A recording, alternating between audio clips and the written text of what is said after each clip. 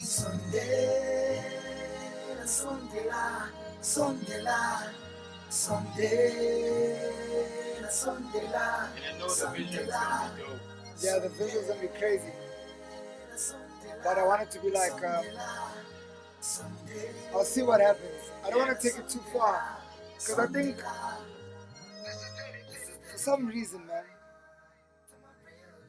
I feel like with the videos I'm shooting, I think less people understand.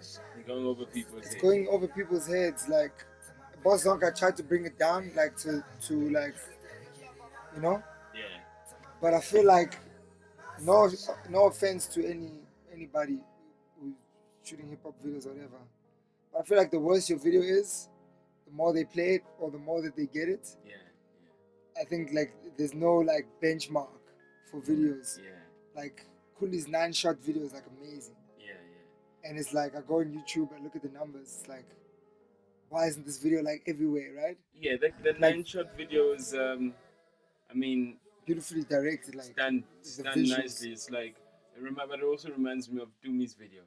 Yeah, it's the same it's the same Yeah. director. Okay. Yeah. Yeah. Makes sense. So, but I feel like these things are going over people's heads, and I like, no offense, but I might like have to just like shoot like a guerrilla film or something for one of these songs. If I want it to be like big, I have to do like a, I don't know what to do. Like I really don't know, because it's Do almost you like think it's a video that, or do you think it's a song? You um remember also like with Nafu Nafuka with got Naf pulled out, so you yeah, can't really. but Amantombazane, that was a dope video, but like the numbers are good. the numbers were good, but it's like you creatively, And I think Boss Zonke, creatively there was no but Boss there was Zonke, no video that touched Amantomazan remix creatively. but how, There was no but the video. views were good. The views were good, but when it's time to say, hey guys, what's the best? And I'm not saying that we need to be the best, but it's flying over the people's heads. People aren't understanding what's going on. Yeah, of course. Nafuka for me, like after Nafuka video, you had maybe 10, 20 videos that tried to implement what the Nafuka video did. Yeah, But it's almost like people, you can never give recognition to the Nafuka video. yeah. You know? I think, look, I And think, same thing with Boss Zonke. but I think with Boss Zonke, the video also came late. Okay, the video did come late, but when people try to speak, it's almost like at the side of their mouth, like nobody wants to be like, yo, that shit, yo. Just the grading, like maybe because I know film, just the grading. Yeah, Like but you can't deal, Yeah, but even like even Amatoma's on a remix, right? Like the way that Studio Space did, even the first Amatomazan, the way Studio Space did the grading on the outside scenes and whatever, how we put that together, it was like it was too dope. Like every video we've done has always made people go do something. I don't think There's no video. but I don't think that people really care about that stuff. But I think views are really driven by song more than video. By the visual. Yeah, views are driven by song. You know. So for me, you like you can't count Nafuka because it was pulled out while it was doing what it was doing. But Amantombazane, the views, people. Do you think people are following that? That was immediate, yeah. Yeah, you know what I mean. Do you think people are seeing that y'all just like it's being passed from this guy that people just like the song, dog. You know what I mean? So people don't care about people don't actually care about what's going on. That's the problem. That's what I'm saying. What's the point of going? No, you should. What's the point? What's the point of trying to like? But listen, because like Boss Zonka spent like literally, this ain't a joke. I didn't spend too much, but by the end of that weekend or whatever it was, at the end of the week, I was literally on like 4,000, right? After doing like after saving up everything I could have saved from whatever, I was on like $4,000. So like even maybe the emotional attachment is also rough. Where it's like how much did you spend on Buzz Zonky? I spent a lot. How much is a lot? I spent a lot. On the video, it shouldn't have costed that much, but because of all the extras and traveling, it was crazy. I won't put the number out there because SARS, but it was a lot. But basically, out of what people think, obviously people at home, they do their calculations, they look at flyers, then they do their calculations, and they calculate your net worth, right? But let me do I this. pretty much lost like 80% of my net, not lost, put in like 80%, not even 80%, even more of what I had in my business capacity at least, and and I feel like people still want like a simple ass video. What did you get? Like what the guys what did. did you get in return for that though? And like maybe For- it's too soon. What did you get in return for that, or rather, It was no, it was brilliant. The response was brilliant, and and the appreciation was brilliant. okay, but like rather than the money you made off Bozonk or whatever before you even shot the video, you know, then you invested back into it, and like now that is literally the visuals of that has created that, and Amantumbazan has created that. If there's a guy we're looking out for, it's Ricky, you know. So you gotta understand that like in 5 years or so, you won't look back at everything that you've done, and I'm speaking from looking back at some things that I've done, and like, oh, geez, why did I do that? You know, you're gonna look back at the things that you've done, and you gotta look at it with pride and say, this is what I that's did. the way we You did know it. what I mean? Yeah, you know, this is what I and you people that are in this generation will always know who is leading that. You know, so whether they don't need to dumb it yeah, down. so don't you can see guys. But let's now, say like look at this. Let's say for some for summer nominations for best video, yeah, right?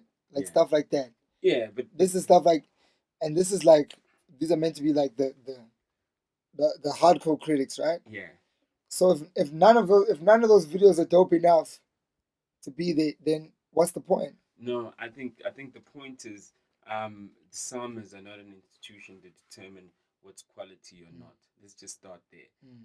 The people, it's what you give the people. It's what you give, like, you know, the response that you got when you said you're releasing your album. Besides the people you're associated with, even people outside that you're not associated with, that said, you got to check the Ricky album. All that is not just based on your raps or on your songs. It's based on the quality you've been giving out and that you've been consistent with. So sometimes that quality it reaches some people later, and all the Me Too's bazophelelo. And if you have a consistent record of quality, they're gonna acknowledge you. It's just that you ask them for the acknowledgement when they're not giving you the acknowledgement because people are so busy with what they're doing. You know, 10 songs are coming out, free downloads. But when someone chills and go, but what really mattered? Your stuff is when we want your the quality of your videos, and some of your songs are going to be what people go, this is what stood out. That's what it is about. When people look back and they say, what really created? I mean, I can tell during our time at Squatter Camp, till this day they play Moya. But even while we were Squatter Camp, during our time, there were so many people that were out who were competing with, who like don't even exist anymore. But you know that The quality, legacy, of that song stays. still goes, yo. Clap song Once Upon a Time was like, yo, the best quality shot video Once Upon a Time. MTV took the video. It was what it was. You know what I mean? But at the end of the day, people look back at the generation. You guys are running this generation of what's cool and what's content, and how they gonna talk about this generation, and whose fault is it if they say it's dope or it's whack. So don't worry about the Summers, because the Summers, they looking at themselves 10 years ago and saying, maybe we were wrong about this with Kalawa. You know what I mean? So who said that they'd ever be right? You know, and I say that with respect, you know. No one man can actually has the power to do that. But you keep doing what you're doing and don't worry about what people think, yeah. Then we'll be happy. You're gonna look back and go, yo man, that song Sundela, that's my jam. I love that song, but the video is whack. And you know what's going on? Like, hey, we fucked up. You don't want to see the shit. You know what kills us is that we looking at, well, I look at things and how they've progressed visually, sound, everything else. But we were so ahead 5 years ago that we got lazy also. And we're like, why do we have? But then you look at all the stuff that you got lazy with, and you're like, damn, these kids are just stepping it up. You know what I mean? Moya video was like, that was fucking crazy. Yeah, that was like, we were like, was that even like on film and shit? Who did that? Ziggy. Where's Ziggy? I don't know. But they sold this video like, you know, and Leanne probably was like, her sister was busy, but they sold it and like, yo, the video's gonna start and these just wind and this people dancing in the wind, and that was such a big ass deal. Like, yo, now I saw it, I was like, that's so cheesy though. Dude. Yeah. No, but that shit was dope. That shit was dope. But that was ground like it could compete with like.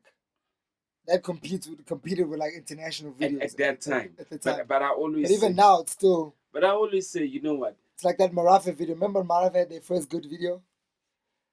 Which Never loved me. What's that song? the first Marave good video they had with the grainy film. The film was cutting in and out in town. They shot it in town. I think I remember, but I don't. I think I remember they had one dope video. I remember. They had like one dope video. Yeah, yeah. I think it was even like the last days of Marave. Yeah, like, yeah. as Marave. I remember. Yeah, yeah. It was. Like that yeah. dope video Yeah, was like yeah. But you know, you look at like I always say, you know, and I use this even in corporate. I go, you know, when Telcom came out, they were groundbreaking, man. Yo, having a format, and we don't have to send you a post anymore.